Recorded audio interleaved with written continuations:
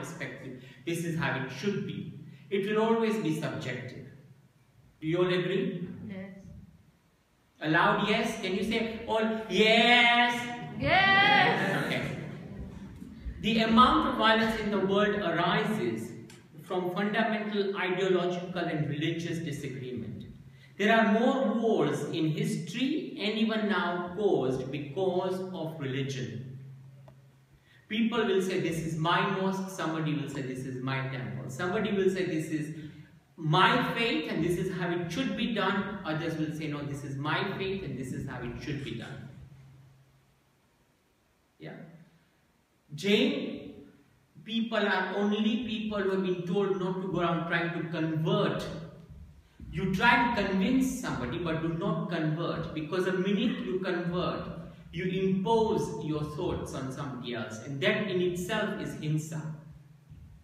It's very subtle. The other person might get scared of your side, especially if Chirag Bhai comes and stands in front of you. You would feel scared because of his height. You just look and say, okay, fine, whatever you say. But by and large, it is wrong, because even though they agree, they don't really in their heart agree with you. And therefore, we are opposed to all forms of religious fanaticism. Religion should unite the people, not divide them. જો ખરેખર તમારે જૈન ધર્મ અપનાવવો હોય, તો this is a very fundamental tenet. Never become rigid. Even if you delve deeper into Jainism, do not become rigid. The minute you see yourself becoming rigid, then you have lost your way. That was not the way of Mahavir Swami. He was full of compassion. He was full of love. Why would he wish to create fanaticism in this beautiful religion? There is no way. Yeah. The real threat to world peace comes from ideological conflicts which can be avoided, and it helps us to understand the viewpoints of others. It helps also to cultivate the spirit of tolerance and understanding, and this would increase goodwill and harmony. And one has to practice generosity of spirit and avoid fundamentalism. Thus, antagonism can be resolved, not by quarrels, but by communication and understanding. Sit across the table, talk. Don't just keep quiet and then knife somebody from the back. Instead, it's better to talk and just resolve your conflict. Mahavir Bhagwan was a karuna pratik, but he also represented peace, okay? And he said that ahimsa is the only religion. There is no other religion but ahimsa. So when you in Sutra Krutam it says that man, by not injuring living creatures, reaches nirvana, which is peace between man, and peace between man and animal. Peace everywhere and in both things. That is nirvana. The nirvana that we keep on talking about, this moksha, which is somewhere very distant, we do not know. But this, where you achieve some sort of an equanimity, you achieve some sort of friendliness between people, that is also nirvana. That is nirvana on earth. So, nothing is higher than Mount Meru or anything more expansive than the sky. Likewise, know that no dharma is equal to ahimsa in this world. Again from Sutra Krutam. And this beautiful, which is again from Tattva Sutra, Shivamastu Sarva Jagata, Parahita Nirta Bhavantu Bhuttagara, Dosha Prayantu Nasham, Sarvatra Sukhi Bhavatu Loka. Okay? May the entire universe attain bliss. May all beings be oriented to the interest of others. Let all faults be eliminated, and may people be happy everywhere. And this should be the motto of our religion. This actually should be the motto of our school even. If I had my way, I would keep this as a motto. So basically this, ladies and gentlemen, was my brief talk on Mahavir and his relevance to modern times. Now, I can see some people nodding off, so I thought I'd do something different this time.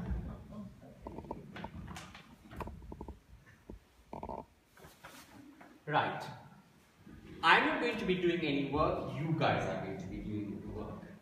So, I've got, I don't know, some 20 odd copies. I want you to split up in threes, not fours, not fives. Anyone here? Somebody is missing. Come here. Okay. Alright, we go to one here.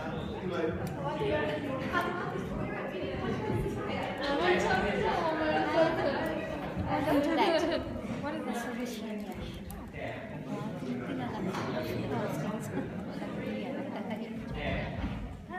How many? About 1, 2, 3, 4, 5, 6, 7, 8, 9. 9 questions or 9 possible statements. I want you to consider one statement. Okay? So you decide which one are you considering. It doesn't matter if people duplicate, I don't mind that.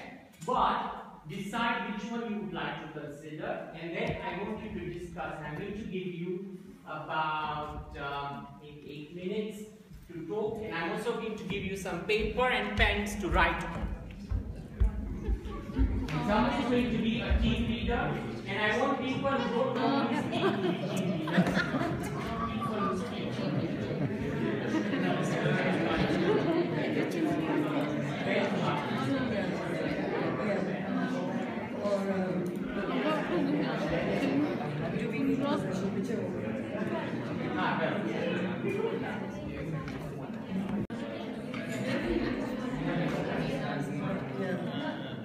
Yeah, she did give her pen. I don't know. Yeah, you just release it. Yeah. You just say. Otherwise, you just say, okay.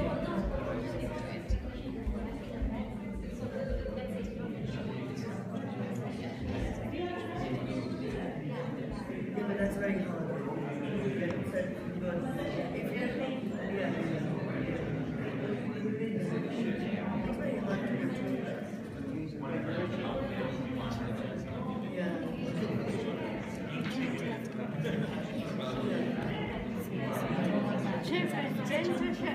Thank you. I have One of us says I'm a soul, soul in a human body. The other person says I'm a soul. In the relative terms, I'm myself. In the sense, it's really for his possessions, his worldly things. And one of us says that I'm a human being. And I have a purpose in life and things to do in life. Sorry, what was the last thing you said? A purpose in life and things to do in life. Anybody else who answered one or looked at tackled one? Right. So the answer from this group was that they are a soul, that they are a soul in a human body, or they are a human being who is trying to live a life on this earth. Am I right? How many of you agree with that? Which one? Whatever the three things that they said, I mean, all three are true, whichever perspective you look at it. How many of you agree? And how many of you disagree? Have you seen your soul? no.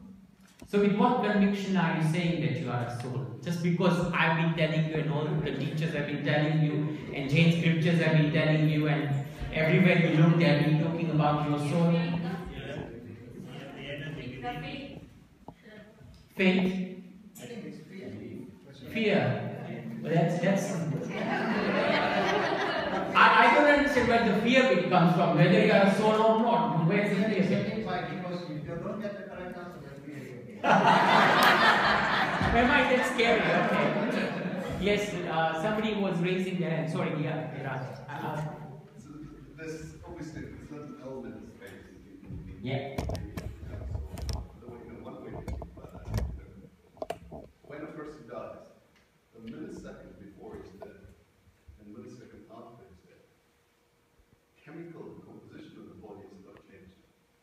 some limit, Yeah. right? So, and we don't know what that is. There is a light switch that goes off, and what is that light switch that goes off? Yeah. Anybody? Yeah, sorry, your I answer. also want to say the same thing. We have the body, and when we say we are souls, and we have not seen it, of course we have not seen it, but there is a superpower within our body which makes our body functioning. So we just give a name it as a soul. Simple way like this. Of course I have not seen it, but I have to give a name to that superpower which makes my body working all the time. Let's make it soul. And it's faith, because you believe that there is this absolutely blissful, lovely state that you have, and then people have glimpsed it. People, people who have gone into meditation, deep meditation, sometimes for a brief millisecond, they have glimpsed that bliss. Okay, it might not stay with you, but people have talked about their experiences. Yes, there is faith involved. Yes, you are right. I'm not saying you are wrong. By the way, whatever you say is there is no right answer. Okay, whatever you say is because remember that we are all humans and we are only able to talk from our knowledge perspective, which we all agree is limited. We are not Kevli, so we do not have that infinite knowledge which a Kevli would have. But yes, you are right. Now, next one. Sorry, Sandeep, I can just add something. You know how we said, like, and that's what everybody says, especially because we live in the scientific age. Everything is just like proof-oriented. I read something really lovely recently that in science you have proof and then you believe. In faith you believe first and then you get proof. So I think that's where the soul is. We have to start somewhere. So nobody has seen it, but then you have to believe. If you don't have any belief, where do you start? Do you see electricity? Well, you see the result. You don't see Exactly. So the same thing applies. You do not see electricity, but it results in a light bulb going on. Similarly, you do not know, but as Raj said, that there is something which is within us, which has left us when we die. Some sentient thing within us. So yes, and if you really want to study the soul, read Samhisar. That's my advice to you. Okay. And also, of course, Atma-Siddhi Shastra, but Samhisar, definitely. Now, what do you possess? Other human beings and things? Do we need possessions? Are we attached to our possessions? Who answered that? Yes, Jasmine. Anybody else? Okay, so the two groups. I want, first of all, Jasmine's explanation, and then I want that group's explanation. Yeah, we do possess things, well, things and human beings. Human beings are family, children, so there are all kinds of possessions for us, and we are attached to them as well. So, and things, everything basically, whatever we have, phone, computer, clothes, bags, shoes, everything, we all attached to it. So if I lose my phone or if I lose a credit card, I'll be like, all the time, my God, who take you, so obviously we are attached to our possessions. But some of the possessions are good as well. For example, mobile phone these days, especially smartphone, you can have so many things, good things in the phone as well. For example, I YouTube me videos are here. I mean, I can listen to it anywhere. So, I'm doing my good things with those phones as well. So sometimes it's good to possess. Okay. And this group? Similar thing, we think we possess human beings, but we don't know really, because you can't, even though you're friendly, you can't possess a person or people, but still you think you are possessed. Yes. And you possess as well. So we attach to our friend, family, and even work colleague, even sometimes, like Friday classes, in the class. That's a good attachment. Friday is a good attachment. All everything else is dunya.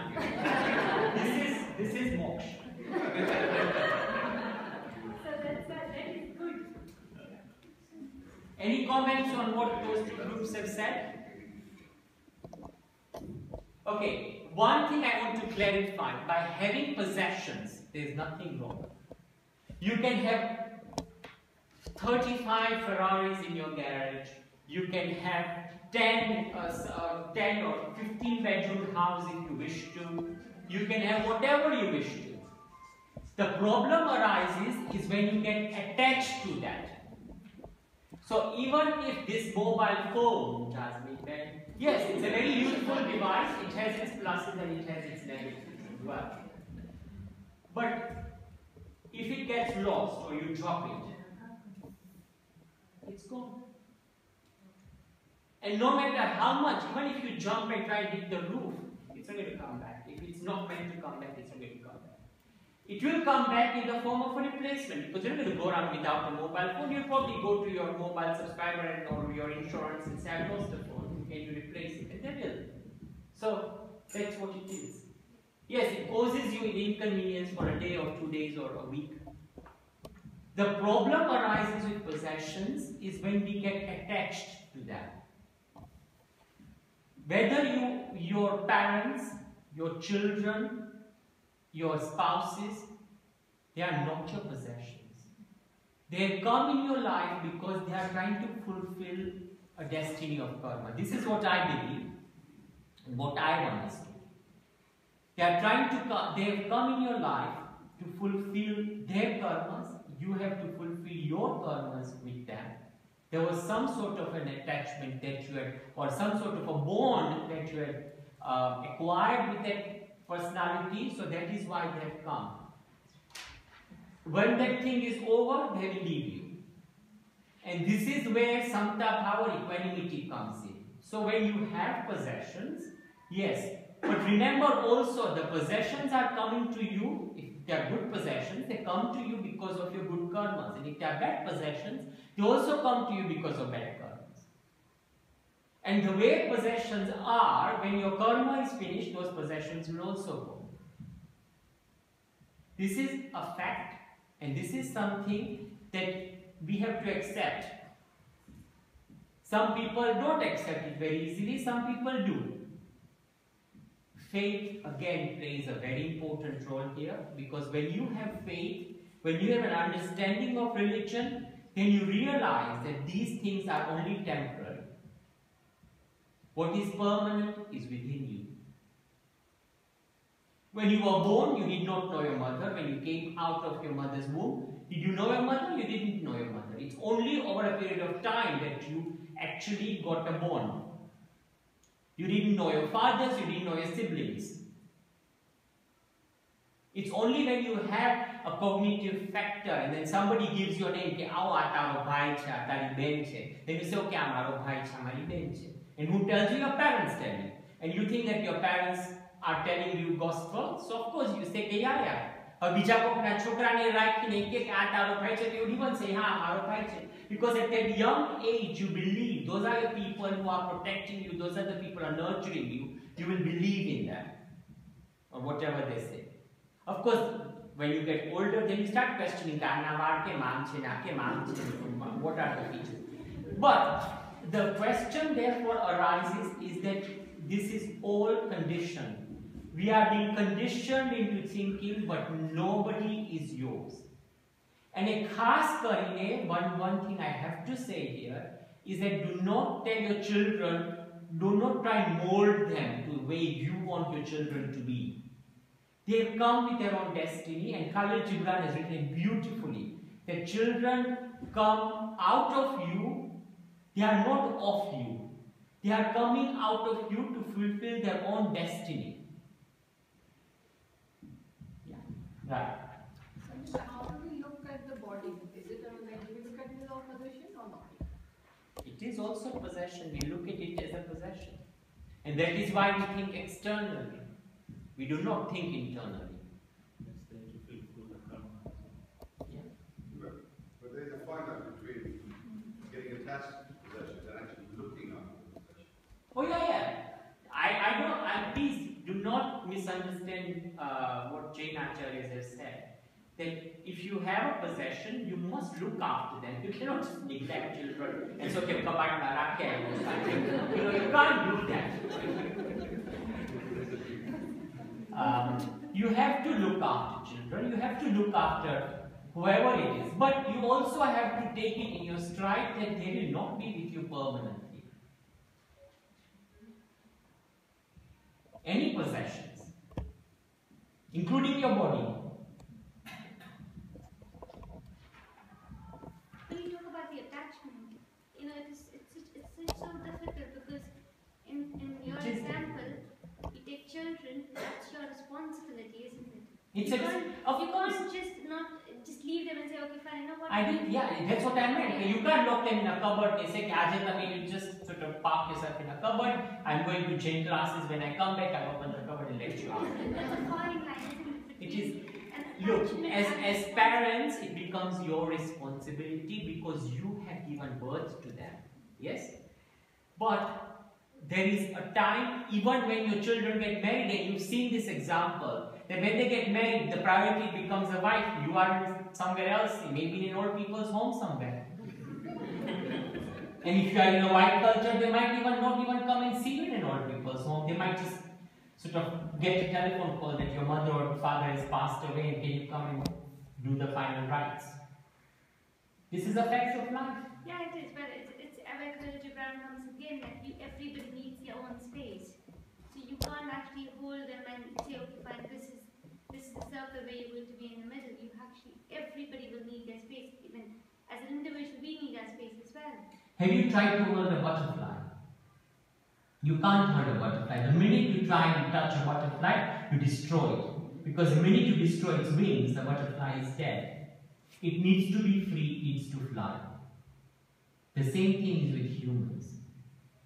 They need to be free, they need to be finding their own destiny. As parents, you guide them in a certain direction, but you cannot dictate to them that this is the direction you must follow. You give them good sanskar, right? Good upbringing. That's it. That's your responsibility. Yeah. Okay, can we live without expectations? What about goals, career goals, financial goals? Who answered?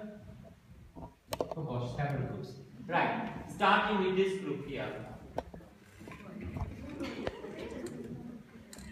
Okay, we said, one is not live without expectations. There should be expectations.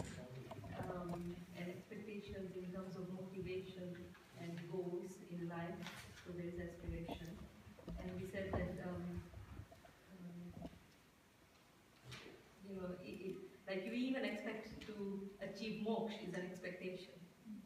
So yeah, we said that we don't have expectation. We need finance. We need finance to survive in the current climate. So yeah, we said we cannot live without expectations. Who else? Which other group? Yeah, your group. Yeah, go. So we said much of what this group said, and sort of counterpoint was we just said earlier that we should give consideration to others. So can we sort of meet that without having expectations? It's really difficult because we were sort of discussing that. Sometimes it's possible, but it is very difficult to achieve that balance. So I think that's about how far we got. We thought that expectations were actually part of life as well, because everybody sets goals, and if you set a goal, you expect to achieve it. If you don't, you get disappointed, you get frustrated, and you have goals everywhere. I mean, in life, just simply like simple things. You want to lose weight, you do everything correctly. If you don't lose weight, you get frustrated. Bringing your children to change schools, they don't find something out of it after a few years. You'll be a bit disappointed. So it is part of every stage of life. I think the James viewpoint was summarised quite nicely quite a long time ago. I couldn't actually, when he actually said, just do your duty without expectations. I think he said that in one of the lectures, and the example he gave is basically do your duty towards your children, educate them, do everything for them, but don't expect anything from them. This as a result actually, that they're going to look after you, I don't know how many of you financially securing the yeah, if you read Bhagavad Gita, the entire Bhagavad Gita is based on Nishkanta. Anybody else? Yeah, your group? Okay, we two different types. We have expectations of each other and external expectations. Like sometimes we do need to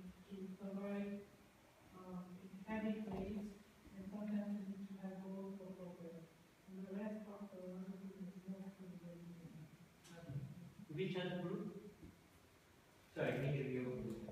Yeah, so we just said that, so similar things. We said, if you don't have expectations doesn't lead to permanent happiness, it just gives you temporary happiness. And when your expectations aren't met, that's when you start getting dissatisfied. Yeah. Also, I think if you live in the present moment or you live in the now, then there's a higher chance of having expectations. So I think we should have Yeah. Can I just add something? Yeah. You also talked about acceptance. I mean, if you have expectations, you have goals, but you need to learn to accept and find out why, where you've gone wrong, and why these things are happening. So I think it's all about acceptance as well, that you do need goals in order to progress. Right. When Mahavir Swami decided that he wants to find himself, he set a goal for himself, did he not? I mean, without a goal, he wouldn't have set. He knew that this is what he needed to do, and this is how I needed it to work. And therefore, he went to find himself. And he left the palace and he went to find himself. Goals are very important, and as humans, we are bound to have expectations. Because when you have worked very hard, as you rightly said, Paragbai, that when you want to lose weight, or when you want to achieve something, or when you send your children to trade school on Fridays and you expect that something will come out of it, or when you, as I said, go on a diet and you expect to lose weight and you set a goal that I will lose 5 kilos or in how many months. But the thing that arises is that with that kind of expectations, you need to be totally focused. As people living in a worldly life, yes, finances are also important. So, you need to have some sort of expectations about your thing. The only thing is that there is a difference between expectation and greed. Because too much expectation can lead to greed. Like, let me give you an example. That, for example, in Western world, everything is available. Yeah, everything, all the comforts are available. You saw that little clip on Ebola victims and what testing. And where I come from, Kenya, we see this all the time. And when you talk to the local people there and what their expectations are the same as yours. They want to educate their children, they want to better their lives, they want to get on with lives, and they want some financial security. Their financial security has nothing to do with that I want to decide which fund I want to invest in. Their financial security is that I want enough food so that I can feed myself and my family and I can educate my children. But where do you draw a line with expectations? Where do you say, okay, this is enough, I have achieved whatever I wanted to achieve? Because the minute you have achieved one goal, you set another goal. The minute you have achieved second goal, you set another. And there is no end to your expectations. And when things do not work out in your favor, you get upset, disappointed, and you are even ready to kill. These are the terrible effects of expectation. Because there is a very fine line between expectation and greed. Do you understand where I am coming from? Yeah. So yes, expectations are good, but equanimity is also important. Equanimity means that yes, I will work towards my goal. I want to achieve that, and I will give my life and soul to that, to achieving that. But say it doesn't work out in your favor. If you get really crushed, if you say, oh, this is my bus a bit, or I will go into the jungle, I will become a Majnu somewhere and roam around in, I live the world kind of thing, that is ridiculous. And there are people who do that. When there are people who are so severely disappointed, they lose all hope in life. So you need to balance it, you need to have, and this is something that you need to teach your children. You shouldn't teach your children not to have expectations, you shouldn't teach your children not to have goals, because even for them, setting goals, for example, in their education is very important, that they need to achieve certain grades in order to get to certain universities, they need to do this, they need to do that. If they've set that grade, they need to work really, really hard for it. But if, for example, when the A-level results comes out and they have not achieved the grade that they require for the university, then you should be there to hold their hands and say, listen, you know you've done your best, you have tried, I've seen it myself, you worked really hard, you've done da-da-da-da-da-da-da-da, let's look at the alternative. It's not the end of the world. There are people who have killed themselves because they have made massive financial losses.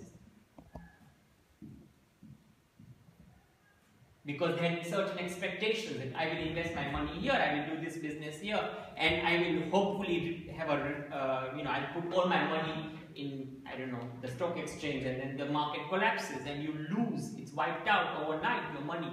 What do you do? And the 2008 crash is a very, very strong example because there was greed, but there was expectations from all of you, all of us, that yes, I will put my money in this hedge fund, they promised me certain return. They didn't even know what that, even the people who were investing on your behalf didn't have a clue what they were doing. But we trusted them because we said they are the financial experts, and look what happened. So temper it. Expectations are good. Expectations are not bad. Goal setting is not bad, but temper it, temper it. Be aware, be practical, be real, and be equanimous. Nurture that thing in you. Yeah, now I think I lost time. So how many of you are coming next week, by the way?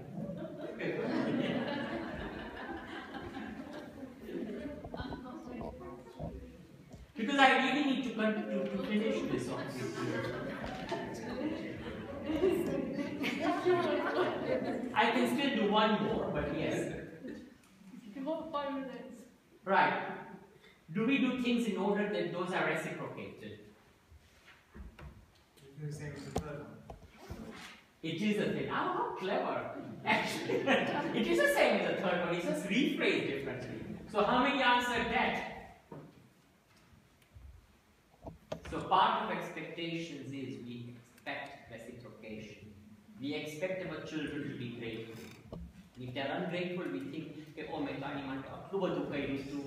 did this, I did that, and they joy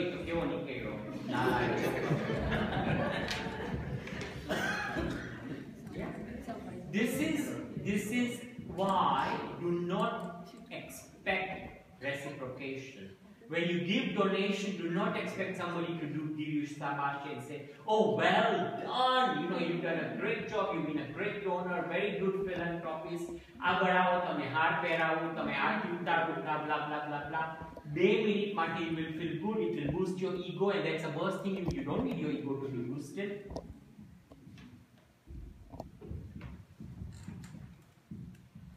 Right, how often do we judge using our 5 senses and the mind?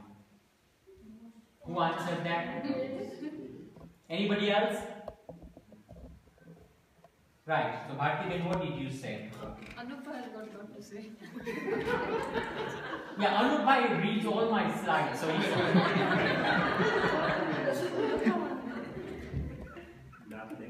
No, we basically came to a conclusion that we always check, we are always judgmental, especially whenever we see anything, our mind's already racing and setting a judgment on that. Are they 100% reliable? Well, what we wrote is we feel we are right most of the time. After attending your lectures, we are having second thoughts now. And do we believe in our judgments? Yeah, sometimes we do. Well, most of the time we do. Sometimes we contemplate. But also we said that we make judgments based on the facts available at that time. And then when something else comes to light, then we obviously have slowly, easily we change our mind and we always have second thoughts. So are we stable in our thinking? Not. Because we always keep changing. Somebody's nice to you one day, okay, close our. Oh, don't tell me you are unstable because you are the most stable person I know. No, but if you don't smile at me tomorrow, I think I'll Sunday budget, okay, watch. So one day, that's what it is. It's just somebody on that, in that moment. So, and also we were just recollecting the story Rita Ben had once done an adult class about that father on the train with 3 kids. I think most of us were there where the kids were just jumping around and people were saying, see how rude the kids are. And then after a few minutes they realized that father just said, look, we've just come from the hospital and their mother just died. And then everybody is so sympathetic and thinks like how, with little extra fact, how your thinking changes. Yeah. We are judgmental, but we do not have any choice because we only have the 5 senses available to us. Yeah? And also remember that if you keep on doubting yourself at every point, oh, maybe actually from my point of view that might be right, but from her point of view it might be wrong, you will never be able to progress in life. Because you are constantly sort of thinking, okay, you know, the thing that arises is that yes, we are judgmental, but we have to realize is that we do not become dogmatic with that judgment. We do not become so entrenched in our views that if, for example, as you said, that something else comes through, you know, some circumstances change and some truth is revealed, as you mentioned in that story or even personal experiences, and your opinion changes. That flexibility you should have. And that is what Alekanka talks about. That yes, you have to use your senses, you have to use your faculties in order to come to a certain conclusion. But do not think that that conclusion is cast in stone. The conclusion can be cast on sand, and as time changes, as the wind changes, it blows in a different direction. Yes, you will change. Think of yourself as when you were a teenager and what you are now, how your thoughts have changed. About the same thing, what you thought at that time and what you think now has changed, hasn't it? Yeah. So, you know, at that time you thought, oh, your parents are being difficult because they're not allowing you to go out with your friends, Now, in retrospect, you will probably say, oh, but yeah, you know, I knew from their perspective because I'm a parent now and I know where they are coming from. This happens to all of us. So, do not be so rigid in your views. Do not be so dogmatic and do not let fundamentalism of any sort enter your lives.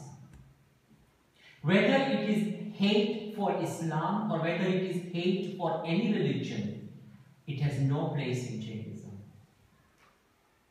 It is people, some people, there are always bad apples, there are some people who are not there, but you cannot judge a whole group of people because of few people. It's wrong. Yeah? And since nobody else has come to phone me, let's do another one. 1 minute. Sorry? 1 minute. That's all right. I mean, nobody's there, so I'm assuming either they've left us, locked us, and run away. Put us in the cupboard. Release us next Friday. Yeah. Sometimes we judge when it is not necessary. Sometimes we pass opinions in our mind when there is no necessity, there is no need for it, and we don't know why the person is acting the way they are acting. We don't know what their life journey is. We don't know what is happening in their life. We don't know really the background of it, and then yet we judge. And I don't know how we can stop that judging. You have to live with awareness. You see, this is why you come to Jain classes. By now you should become aware. So, the whole thing is that when you live with awareness, the minute you pass a judgment, the minute you say, okay, I came out correct, the next minute the thought should arise in your mind that who am I to judge? Maybe they have their own reasoning as to why they are behaving in a particular, why I'm not smiling at Martha, for example, or saying hello to her. Yeah? Then maybe I've got my own troubles, I'm in my own thought processes. And it happens to me a lot of the times. I pass people and I'm in my own thoughts. And I just zoom past them and people say, you didn't even notice me. It happens. So, the minute that kind of thought arises, તરત જ એવો વિચાર આવશે કે but why? અને આ બધી વસ્તુમાં એવી વિચાર કરવાનું કે આવું નેગેટિવ વિચાર પાછી મારા કર્મ બંધાય છે, just forget it, move on. Yeah. Right, every creature, Do we do things out of fear? What kind of fears do we have? Who answered that?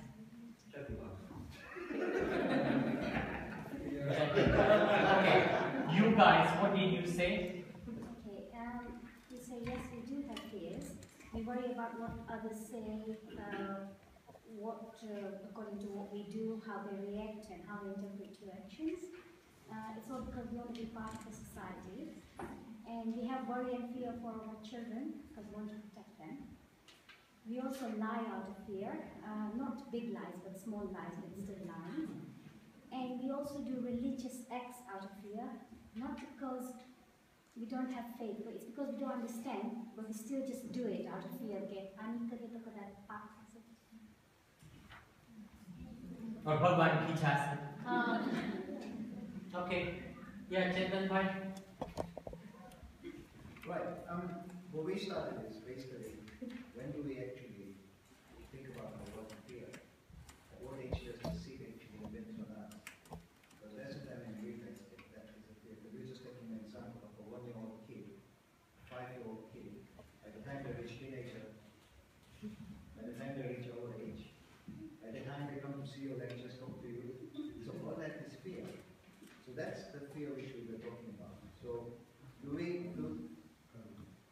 So that's then you can say what Gerard mentions that eventually the fear is being brought over from past source, or it's past of what you're going to be connecting, the karmic particles that we talked about.